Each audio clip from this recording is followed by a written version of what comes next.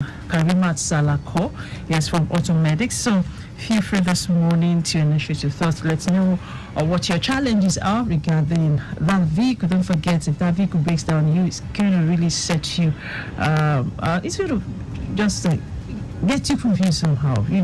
Imagine you having an appointment somewhere and the vehicle just breaks down you just going to get confused at a point. And it's going to set your balance. So please do yourself that good this morning. Call into the studio. If you have any check lights on your instrument cluster, let us know what the check lights indicate, and yes, we can help you, provide solutions to it. All right, my name is Aderonke Irewole, and I'm your host this morning. And we're going to be taking your calls and answering your questions. We're also live on Facebook. If you can't get across to us via our phone lines, Lagos Traffic Radio 96.1 FM, yes, it's the link that's for those on the Facebook community. So feel free this morning to join us on the show. Good morning, Tokunbo. Good morning, Karimot. How are you doing? Welcome to the show. Good morning. Good morning. All right, so let's begin with your social media handles and your details. Yes, our locations are plot 192 Agege Motor Road off Ilukweju Bypass beside Crystal Estate, Ilukweju, Lagos. Number 1 Amule Bus Stop opposite Petrocam Gas Ayobo. Inside Corn Oil Filling Station opposite Correctional Center Kudirat Abiola Way, Ikeja. 39 Osolo Way, Ajao Estate. Our social media handles are Facebook and Instagram at AUTOMEDICS Limited. Phone numbers to call are 070 6060 7494, 070 6060 7494, 080 8080 6686, 080 8080 6686. All right, thank you so much. So the numbers to call are 09153877127. I take that again, 09153877127. And for WhatsApp, we have 08099120777, 009912077. Okay, and before we start taking your calls, yes, we need to get into the classroom. Yes, I know some people have New Year resolution. Some people have a dream of purchasing another car this year, maybe replacing their cars for a newer version, or getting a brand new car, or just for certain reasons. Some people, like we discussed yesterday, we're discussing about hybrid vehicles. Yes, maybe some people want to maybe dispose the money they have now to get a hybrid vehicle. So we're going to talk about getting a new car, getting a new Tokunbo. Let me put it that way. So we're going to discuss that this morning, because lots of people still make the mistake of just getting to maybe a lot of this maybe car lots. You just get there and they see a nice car, well polished, looking good. It has all the aesthetics, and they just go ahead to buy, without doing the proper check. And maybe the only check they do is just, so start the vehicle, and the moment the engine sounds well, they feel, okay, this car is good. They check the upholstery, they check everything around, they just do physical inspection, and they believe that's the normal check, that should be done on a vehicle. That's on a new vehicle you are just about to purchase. But this morning, Tokunbo is going to throw some light on those things we need to check if you want to get a new car. Yes, the VIN number, what's the implication of buying a vehicle, or probably what's the importance of a VIN number, importance of the engine number, when you're about to buy a car. And what are those things that you really need to take cognizance of? Those things are major when it comes to purchasing a vehicle. So Tokunbo is going to take us to the classroom this morning. She's going to educate us, and so that we don't run into buying a lemon, yes, as a car. So Tokunbo, so let's begin. So what are those things? Let's just get into this conversation this morning. All right. Yeah. Okay. Talking about things to look out for, or things to put into consideration when you want to purchase a vehicle. Or when you're already at it's not about when you want to about to purchase the vehicle. So Yes. what you want to look out for on the vehicle. The decision to pick on getting a vehicle is already made. You have chosen the body style, because that's another thing. And that's one thing to consider when you want to purchase the vehicle. Like, okay, what do I want to use this vehicle for? Where do I go to? What do I want to carry with the vehicle? So that decision is already made. Now it's for you to go into the car lot to pick a vehicle. Now, picking a vehicle is the easiest thing that anybody can do. You can just go there and say, okay, I want this, I want that, and We are not talking about yeah, right? You're talking about- that's what I'm saying. But you want to buy a Tokunbo vehicle. Okay. It is more difficult than getting a brand new. Because brand new vehicle, you have everything. Nothing has been used. Everything is intact. But a Tokunbo vehicle, somebody can buy a vehicle brand new today and next week crash it. Crash it. For you, it's still Tokunbo, but that vehicle crashed. There's a lot to it. So that's why when you want to get a Tokunbo vehicle, the first thing you want to do is the VIN.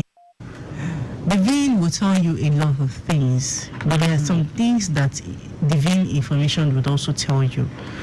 Okay, manually looking at the VIN, it tells you the year the vehicle was manufactured. It will tell you where the factory it was manufactured or the country it was manufactured, Okay. what the vehicle is meant for, and the likes. But when it comes to database, where the vehicle is coming from as Tokunbo, they have what we call a database of the information of VINs. Just like what we do here, that we have vehicle papers, we register our vehicles. Yes. But they do go further by putting information about the vehicle. They document every information about the vehicle. Everything the vehicle. Because it was manufactured there. Yes. Okay. So what the vehicle has gone through, maybe this. History. They even go as far as giving you the service life on the vehicle, depending on how much you can pay for those apps. So the app will generate what have happened to the vehicle. Maybe the vehicle just got into an accident, or something has been changed, or it has a mechanical problem on the engine and the lights. So you will find information on the vehicle using that VIN. And the reason you want to do that is, I hope I'm not being sold a lemon. Okay. Now, most persons would always say, let the vehicle have very good engine and let it have very good transmission. Okay. The engine will start well, Yeah. it will run well. But when you hook up a scanner, that's when you know that, this engine is just running now. A lot of things are off. Okay, the engine. We'll start with. Let's take this call. We have the first caller. Okay. We lost that. So let's continue. So the engine could start well, run well, Okay. but could have a mechanical problem. And some of this information you can also find by uploading the VIN to some websites. You can upload the VIN. To some website, but the Okay. websites, they don't come free. Okay. So you have to pay some money to be able to have access to information like this. Okay. Then even with the VIN, you can get to know if the vehicle had once been in an accident and the extent of damage. The VIN will review that too. Yes, the extent of damage Okay. that you have. Hello. Hello, good morning. Good morning to you. This is AUTOMEDICS. Hello, please turn down the volume on your radio set, please. Hello. Okay. So, Good morning. good morning to you. Go on. We can hear you. Is that automatic? Yes, this is AUTOMEDICS. Okay, I drive a Toyota Corolla 2006. I just want to know if I can convert it to a big 6 engine.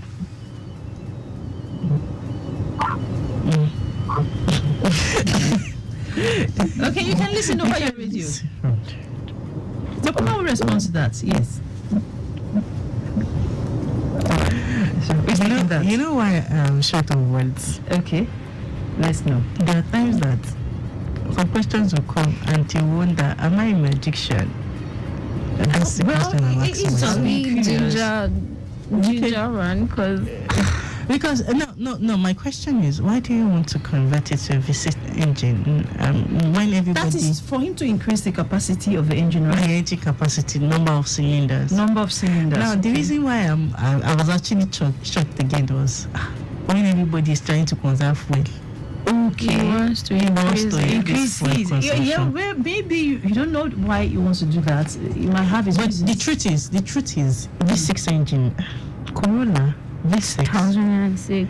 I'm not sure there is any model of Corolla for that year that has a V6 engine. If it's a Camry, yes, the 2JR engines are the V6 of the Camry.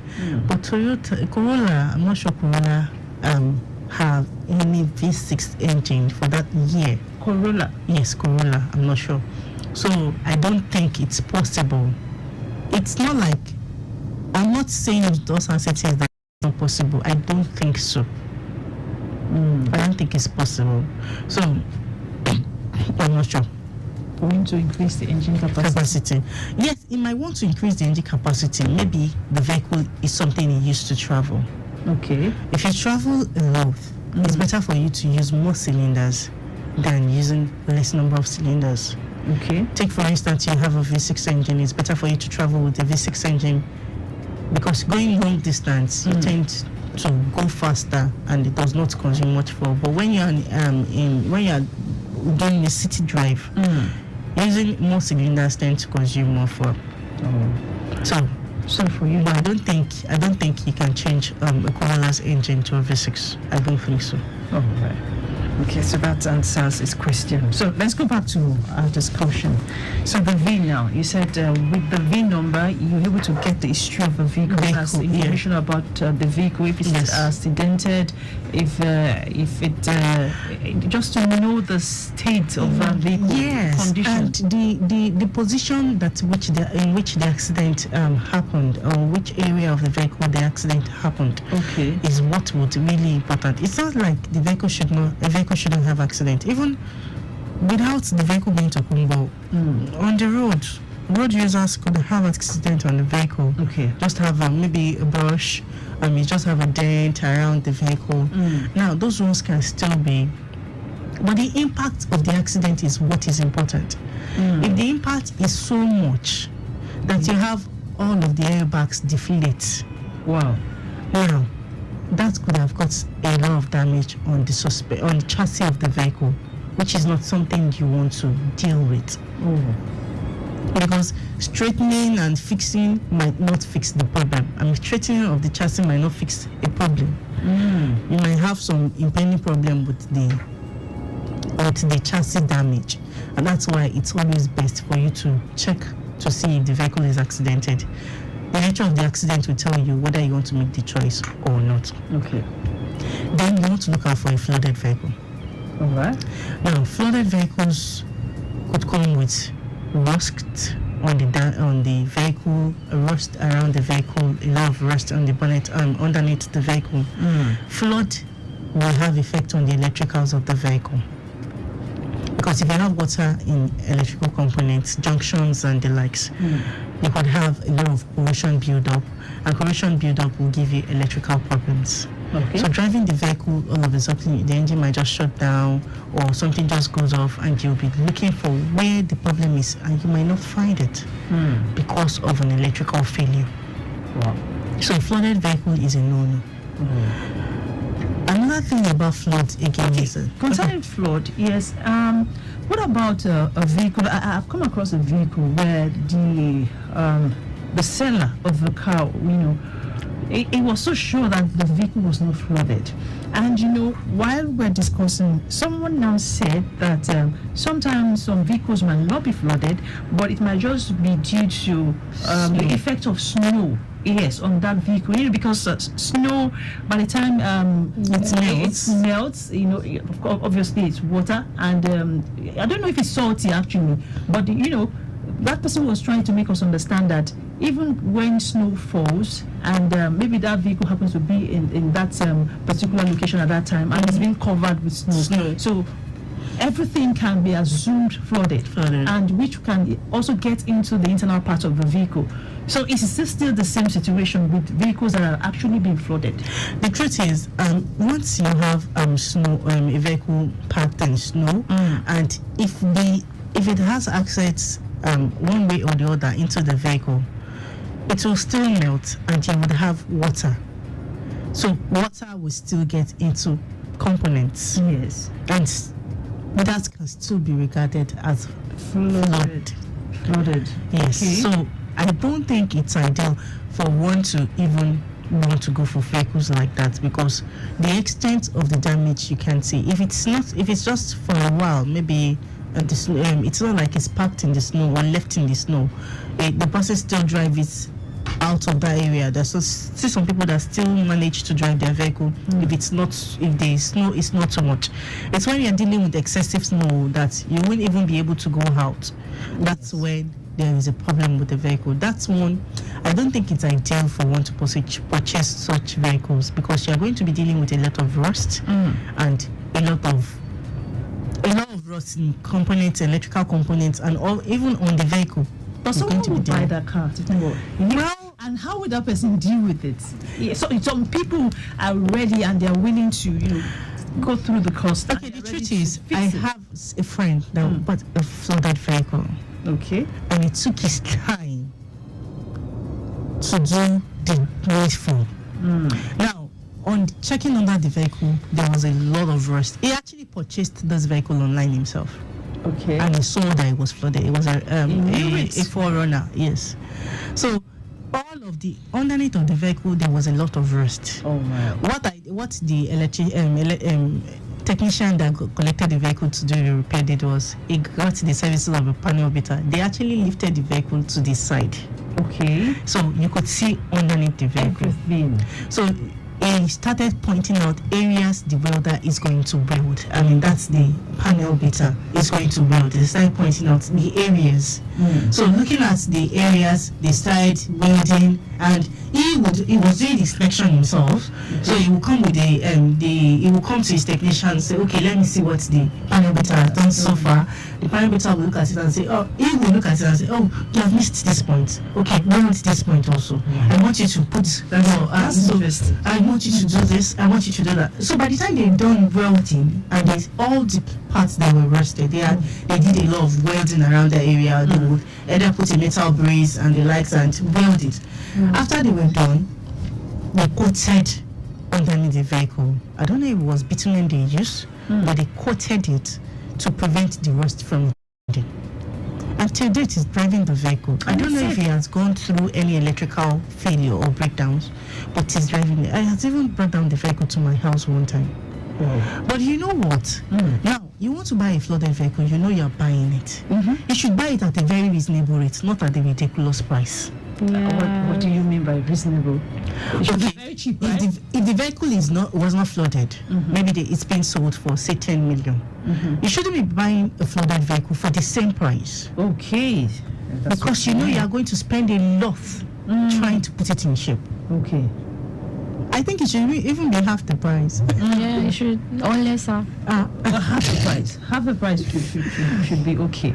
Okay, now, so you're saying that it's okay if you can actually fix it, if you're ready to go through the pain. Exactly. To get a panel beater, do the needful. Yes. So, but now people talk about, coated chassis that is not right, is not advisable. So what can you say about that? Look at what I just said. The chassis still safe? Now look at what I said now. The person did a lot of welding, a lot of hardening of metals and the likes. Okay. But if it's just coated, you just came, you saw that it's flooded, you have not done any repair, you just coated it. Okay, that's quite different. That's true. Different. Okay, he actually did a good job on it. They He that the chassis is very stable before they did the coating. But this one, there's still the rust. You just went ahead to coat. Oh yeah.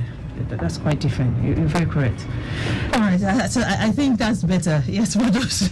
I don't know. I don't think it's really advisable for. But Tokunbo has really made us understand the clear difference between the two now. Buying a vehicle that's quoted already, because they won't do all the necessary things. They're not supposed to. They're not supposed to just quote it like that. But if you can take the VIN, it's painstaking, though. But the point says okay. So now the VIN said is very important. So what other thing again do you think we should check? Is the engine, if the sound, if you're getting any sound, if there's any sound that is unpleasant. Yes, there are times. Codes, maybe after scanning, is there any code that should maybe be a threat? Okay, we have a call. Hello, good morning. Yeah, hello, good morning. Good morning to you. Yes, my name is Shola. Okay. Yeah, I'm out to AUTOMEDICS. Yes, please. Yes, please, I have a complaint. I use Toyota Camry 05. Okay. It was actually smoking, which I did an overhaul. And immediately they changed the ring and the light. So I started using AUTOMEDICS for the first time. So I discovered shorting before 5,000 kilometers. So I used the one that makes it 5 meters. So I use AUTOMEDICS the second time again. So before 1,500 kilometers, I exhausted 5 meters. Because the car uses 4 liters. Could be the effect of using the oil. And meanwhile, my mechanic said I should change the from 5W to higher about. So I'm taking for an advice. Okay. Can you listen from the radio? 1 minute, sorry, I'm not able to. Okay, if you overhaul your engine and you use a 5W30 and you're still experiencing shortage, I'm looking at the picture that it's possible that the wear is not only on the rings. I think the wear is also on the engine block, and that's why you're still experiencing the shortage. So yes, the only thing I can advise to you to do, like your engineers and your technician has said, you should go for something more viscous. But the truth is, you're still going to eventually have to replace the engine, because the wear is not only on the rings that you have replaced, it's also on the engine block. And the engine block, I really don't think there's much you can do on it if it's having wear already. So you might have to replace the engine.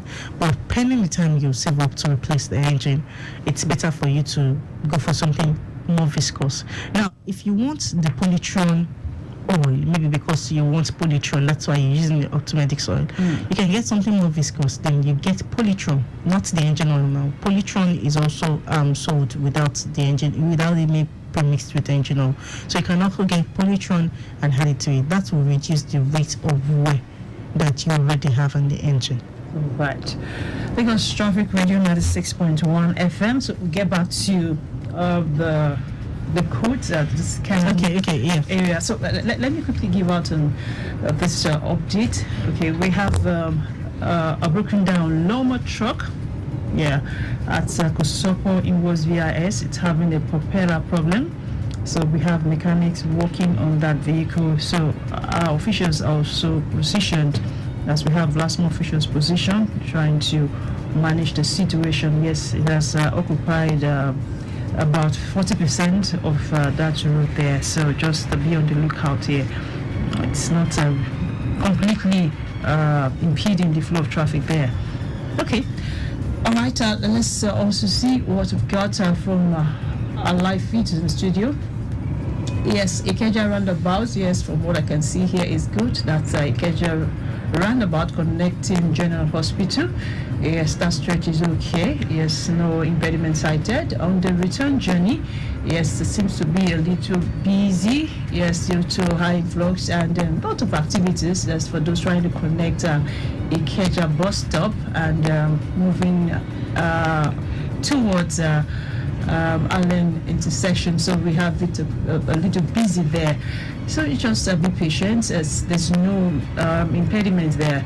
It's just due to high influx.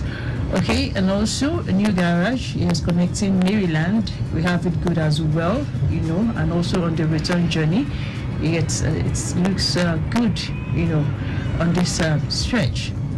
All right, and also Papa Oshodi Expressway, we also have it good there. Yes, on both journey is good in and out, and just keep it within speed limit. Okay, so and we have our traffic managers, well positioned. That Abiola Way is also good, at this time. As for those that are trying to connect, for those who are trying to connect, that stretch, just please ensure that you keep it within speed limit. No cause for worries and no impediment cited as well. That Abiola Way also connecting Obafemi Awolowo Popa. We have it good there. So just be aware of the situation around wherever you're driving. All right, the program is still AUTOMEDICS on Lagos Traffic Radio 96.1 FM, and I have Tokunbo Adegoju here in the building and Karimot Salako. So we were discussing, what you need to look out for if you're purchasing a brand new car. Okay, not brand new car, like a Tokunbo car. So those things you need to take cognizance of. Yes, Tokunbo has mentioned the VIN. She has mentioned, checking the engine. She has also mentioned, looking at the chassis, maybe for rust, if the vehicle is accidented, if it's flooded, what you need to do to put the vehicle back to shape. Hello, good morning.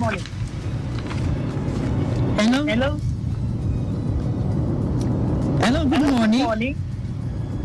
Okay, I guess this person is not ready to take a call right now, so please try to make it back to the studio whenever you're ready. But I can tell you we were online, actually picked your call, so try to make it back. 09153877127, and for WhatsApp questions you have 00991207777. Okay, let's take some questions from WhatsApp. Okay, we're not done with our discussion, right? So I think we're talking about the scan. And if we run a scan on the vehicle, okay, what to look out for? Most times, majorly, some of them do have mechanical problems, and so the mechanical problems might have been fixed, and you'd have fault codes relating to timing on the engine. So that tells you that the vehicle has a mechanical failure. The engine has a mechanical failure and might fail again in the course of use. It might fail again if you don't get it fixed, right? Yes, it might fail quickly. It's not like there won't be wear on the engine, but the wear might be more. Because now you're going to put it to frequent use, and you might have not used it for long before you have to replace an engine. Okay, are there fault codes that you can get from the scanning? That is actually a major that can positivate the performance of that vehicle. Most times, once you see timing related code, that's one thing you should always look out for. Okay, do you have an example? Timing related code. I think P0012 is a timing related code. Interpretation now. Yet timing correlation bank 1 or timing correlation bank 2 and the likes. Once you see correlation codes, it tells you that the timing has been altered and there's a problem in the engine. Okay, the program is still AUTOMEDICS, and we talk about your vehicles on this show. We've got a senior auto expert here in the building. I have Tokunbo Adegoju here and Karimot Salako. So together they're helping us look at our vehicles. If you have fault codes, please, you might want to send us the codes, and if you just want to speak directly with Tokunbo is very much here. So feel free to connect with us on 09153877127, or you send your question to us on WhatsApp on 00991207777. Okay, I've got this question here, and yes, it says, good morning. Whenever I start my Toyota Sienna 2004, every morning the RPM rises to above 1000 RPM. Then it comes down to 500 RPM after 2 minutes. It says, but now, as the 2 days ago, the RPM rises to about 2000 RPM and comes down to about 1000 RPM. Note, with all this rising in RPM, the RPM does not fluctuate at all. Oh. What does this person mean? Do you get it? Okay. I get it. Okay, initially the vehicle had. Apologies before we respond to that question. Let's take this one. Hello. Hello, good morning. Yes, this is AUTOMEDICS. Good morning. Good morning to you. My name is Abiola. I'm calling from Isolo. Okay. Okay. I just need help. I drive an Advance since 2006. But it has a Corolla engine. Okay. The problem I'm facing is that the car works fine. But when I'm driving, occasionally it just trips off. There's no jerking, there's no prior notice, it just goes off. I took it for a scan yesterday, and the code that came was P0172 and P2770. Those are the two codes that was given me. Now, the guy that did the scan said it's an airflow meter issue. He came to service the airflow meter. That it should be fine. But this morning, as I'm going out, it's gone off like 2 or 3 times, which is more than it used to go up. So I'm just wondering if what could be wrong, or what could I do to resolve? Okay. You can listen from the radio. Can I listen from radio? Yes, you can listen from the radio. All right, thank you. Okay, the P0172 is System 2 lane bank. I'm trying to 2 reach. System 2 reach bank 1. System 2 reach bank 1.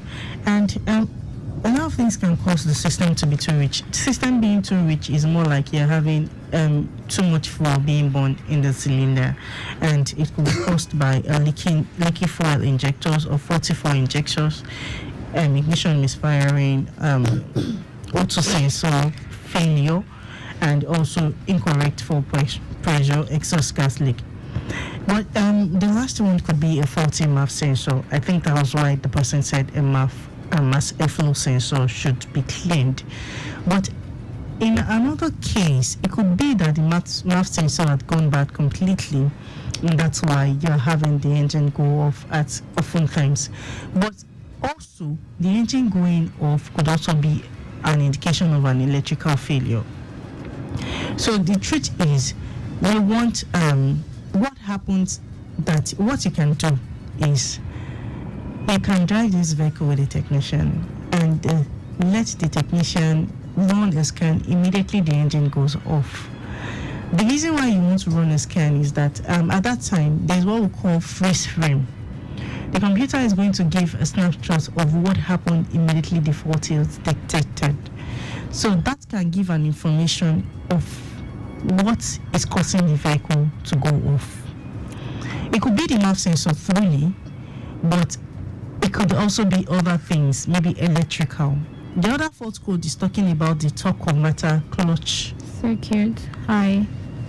Torque converter clutch circuit high. So it's complaining, the torque converter is regarding the transmission. So it could be that it's been a while you did a LIPS transmission service on your vehicle, and he said circuits are, it's also related to an electrical problem, which is the clutch solenoid valve harness. Could be an open or short wire. So I would advise at first to do a transmission service on your vehicle, and if after doing the transmission service you scan your car and then the false code comes on, it shows that there's an electrical problem, probably the wire harness, one of it too. All right. Lagos Traffic Radio 96.1 FM. Yes, it's still AUTOMEDICS, and we help you resolve your car issues on this show. Okay, and let me also remind you that yes, we have men working, yes, in various areas within the Lagos metropolis. So whenever you come across them, please do ensure that you cooperate with them. Okay, and we also have it around VIS. Yes, Kosoko was VIS. Yes, there's a broken down compactor truck there. Yes, it is occupied about 40% of that stretch. So please be cautious as you drive and try to keep it within speed limit. On Ojo, Okay, movement throughout the corridor of the zone this morning is appreciable. That's from Agbara Bridge towards Iyanwera. Yes, but it's a slow movement at Iyanwera down to Isashi to Iba Bridge. Okay, and down to Abulado. All in good shape this morning, but the return journey back to Iyanwera to Lasu and to Iyano School, okay, is also looking good. The return journey is okay as well. And no impediment is cited whatsoever. Our officers also ground during the needful. Okay. All right, let's take some more questions from WhatsApp. All right, next question here reads, good morning, experts. How long can flooded vehicles be driven before having issues?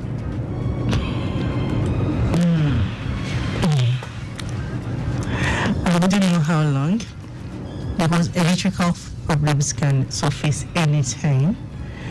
And once the truth is, because the vehicle has been parked for a while, the person that is putting it up for sale would not drive it every time. Okay. But once you purchase it, it might be your everyday vehicle, and because the vehicle is always running and it's always functional, some components that have been dead for a while, they have not been used, would start to be used, and that's when you start to notice the problems from them.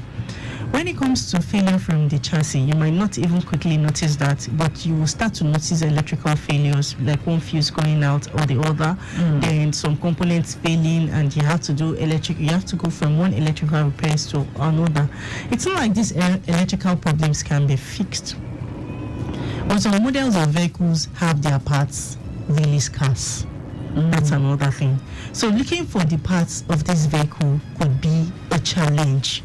You can go from one part store to the other and not get the parts. And so that's when it becomes difficult fixing these vehicles. So it's not like I'm not discouraging anybody from purchasing any vehicle, but there are just the times that there's just times that there's some parts that they're just very difficult to find. So when you have such problems, where do you go to? What do you do? Your technician does not have access to the parts, you don't have access to it, then the vehicle just sits there, either at the technician workshop or at your place, because of the failure to get the parts. Okay. There's a very interesting question here. I'll read the question after giving out this update. Okay, update on Okeodo. It's a good one in most part of the zone. Ilepo connecting Ajegunle inwards and outwards. Likewise, Charity intersection and its environs are looking very good for now. Mobile U-turn, Abule Taylor turning and Mero turning, still maintaining good movement this hour. Kasu Kuala Moshalashi connecting Ajegunle is appreciable. While the return journey connecting Abule Egba is also good. We have our managers on ground, also ensuring we have good movement on that stretch.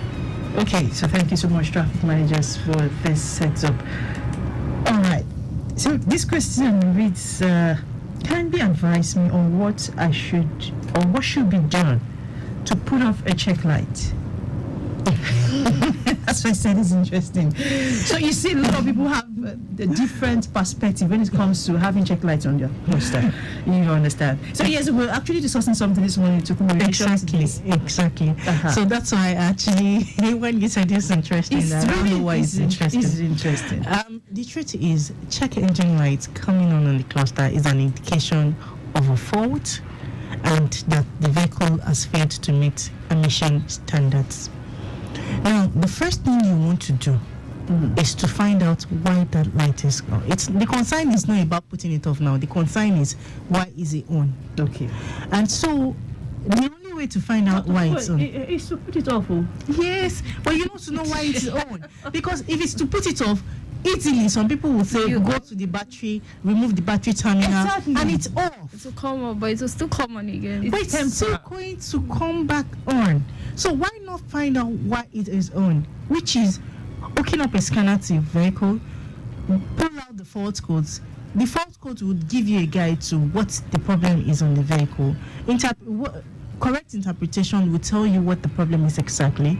You resolve the problem. Once you resolve the problem, you don't even have to open up the scanner any longer.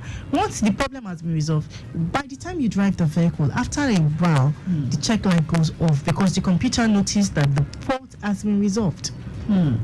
But some persons I've even seen some videos online say, oh, you have this light on, you want to put it off, go to your bonnet, open up the bonnet, check the hood, remove the terminal, the battery terminal, wait some seconds, put it back, and it goes off. Yeah, but then it resolves it temporarily. Instantly it goes off. But for a moment you will be glad. You may be But by the time you start to drive the vehicle, after a while, once the computer completes what we call the drive cycle, it sees the fault again, then it puts on the light. I tell you. So are you going to continue removing the battery terminal? No. Okay. No, but sometimes it can really be annoying, and when you have such lights, you don't like to see that light pop up. Okay, I drive a Toyota Corolla 2006. There is this noise coming from my engine. Immediately I start the car, it increases, and as I accelerate, so it diagnosed the P0740 and P0420 torque converter clutch circuit, and catalyst efficiency bank. Yes, dual threshold. Yeah. Bank 420 is bank 1. Bank 1. Okay. I'm actually the one interpreting. So if you're hearing this whole sound and increase with acceleration, I don't think it's actually from the engine. I think you want to focus on the wheel ups area. That's on the wheels. So the wheel up could be the reason why you're hearing this noise. If you have a failing wheel hub bearing, yes, this you hear this humming sound and it increases on acceleration. Okay. So the only way to find out if it's the wheel hub is to have your technician suspend the vehicle, have it lifted up, without removing the tires, without getting out the lug nuts. You can turn the tire, since the vehicle is suspended, turn the tire and listen to see if you can get the noise. Then also hold the tire at the 6 o'clock and the 8 o'clock mark and wiggle the tire. If there is any form of clearance on the tires, then yes, it's the wheel up that's giving that noise. Okay. And on the fault code, the P0420 is a catalyst efficiency below threshold bank 1. There's every possibility that there is no catalyst in the vehicle, and that's why you have the fault code. It's also possible that the sensor that monitors the catalyst are gone bad, and that's why you have the fault code. It could also be as a result of carbon buildup on the catalyst. In all of this, it's best for you to have a technician inspect the exhaust line to see if you have a catalyst in it or you have a carbon buildup on the catalyst, and that will help you to know how to get to resolve the problem of fault code. Okay. The other fault code, P0740, torque converter clutch malfunction. So what the torque converter clutch does is it's one that helps in controlling, that's engaging and disengaging of the gears. So first you want to do a transmission service on your vehicle, that's changing the transmission oil, and if after doing the transmission service the code comes up, it's an electrical problem. So it could be probably there's a switch somewhere that is faulty, the wire harness is not properly connected, or the clutch converter, the solenoid valve. So yes, so just do a transmission service. All right. Yes, for this question, I don't know how to actually read out this question without mentioning the brand, but then I'm not selling any brief, and I'm not supposed to do marketing for them. Recommended engine oil is Mobile One. Written on the engine hood, what other engine oil can I use for the servicing since the engine is aging? No issues detected on the engine so far. What's the make of the vehicle? Mercedes-Benz C24023. 2003? Yes, 2003. Okay, yes. For those brands of vehicle, I think they have a more like a partnership with this particular oil. So you would always have that particular oil written on the caps of the of the vehicles. That's why I was able to ask if it was a Mercedes. I think BMW also have a partnership on to one particular brand, and so you would always see that brand use this particular oil for their service. Okay, now that it's written boldly now. Yes, it would always be written boldly on the car. Because they have a kind of partnership. I think so. It's not as if you use other brands or there's no problem. No. So it's just, but since they have written it, and the kind of persons we are, we want to stick to that particular brand. So what other brand can you use? Yes, I think for those Mercedes, it used to be 10W40 or 5W40. It's highly viscous. Yes, it's viscous, and so if he wants to use another brand, at first what I would advise is he would need he would need to tell his technician which of the movie ones he have been using. Is it 5W20 or is it 5W30? I think most persons would either go for 5W30 or 10W40. So if he wants something more viscous, is it because he's having oil shortage on the vehicle or the likes? So these are the information that I really need. It's not just going ahead to just specify one particular brand for you. And applying the throttle body cleaner. I think this person just wants to know the effect of using a throttle body cleaner. Must the vehicle be on while using a throttle body cleaner? Exactly. On. Okay. That's what. Not what. Okay. Yeah. Why? It should be wild. Okay. Yes. Okay. So what he's saying is that should the engine be running while he's using a throttle body cleaner? That's what the person wants to know. Okay. But most times, I don't think it's ideal for you to have the engine running while using a car cleaner or a throttle body cleaner. What you should do is have the engine turned off, and the best bet is even have the throttle body removed from the engine before you have it cleaned. So that way you will be able to have it properly cleaned. Another thing we want to do is take caution while spraying the cleaner into the throttle body, because if you get the actuator flooded, you might want to clean the throttle body, but you might be wanting to buy another throttle body, because by the time the actuator gets flooded with this cleaner, it could get damaged and it will not have to function again. So it's better for you to be very careful while using the throttle body cleaner, and it's best for you to be able to remove it completely from the vehicle. That way you will clean it better, and you would also avoid being having the cleaner get into the actuator. Okay, now the person says, no oil shortage, just the price is too high. I was actually thinking of that. I never thought of it actually. Okay, what's the specification? Yes, what's your specification? Let's know. What's the specification? 5W30, 5W20, 0W40, what yes, right? Exactly. That's what you mean by specification. Okay. So I hope it gets back to us before we leave the studio. All right, Lagos Traffic Radio 96.1 FM. Yes, the program is still AUTOMEDICS, and we talk about vehicles on this show. We talk about vehicles, especially when it's ailing, and also enlighten ourselves, yes, on various issues that affect the performance of cars. So you might want to do yourself good, by listening to the show every weekday, Mondays through Fridays, 11 o'clock through 12 noon, just to become a better version, to get yourself updated with the latest trend in the auto world. Okay, so let's take this question. And the person wants to know the necessity of using engine flusher, radiator coolant, radiator cleanser, fuel injector cleaner, engine oil, filter tuner, oil treatment, and ATF oil change. And this person says, how frequently should one apply them? It's a compound question. The list is long.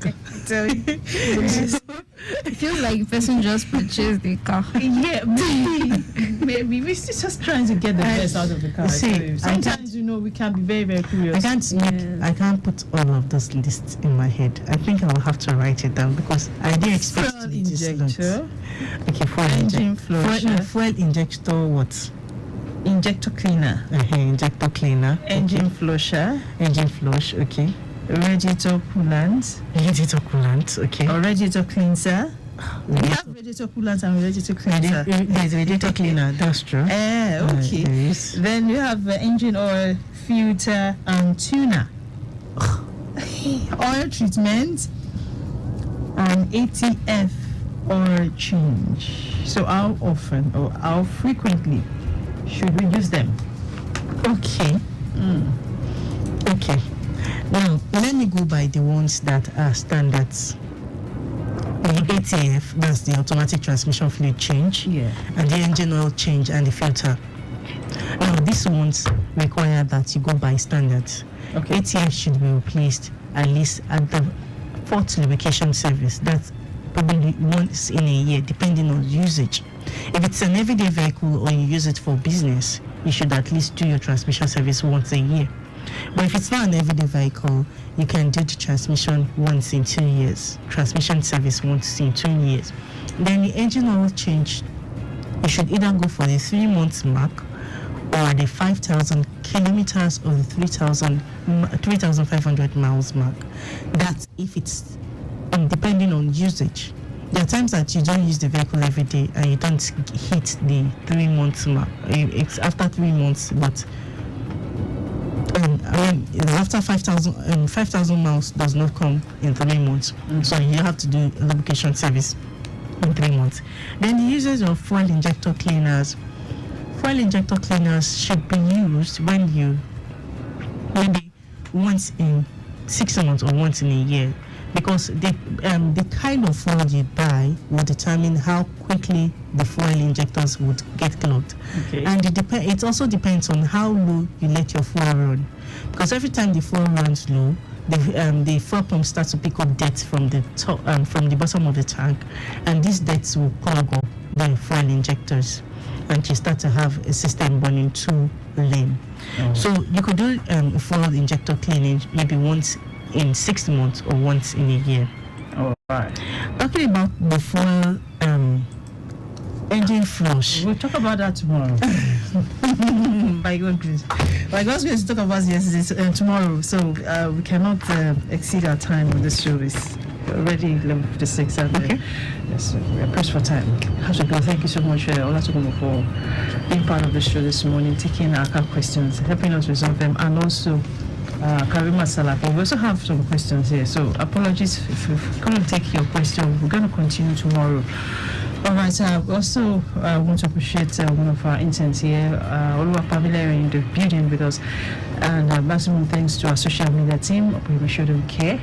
And yes, Hotel Victor, thank you, sir. Hotel Victor, thank you. And the executive producer, Tayo Akunli. We will join you again tomorrow, same time here. My name is Aderonke. Irewole Aderonke. Enjoy the rest of your Tuesday. Bye.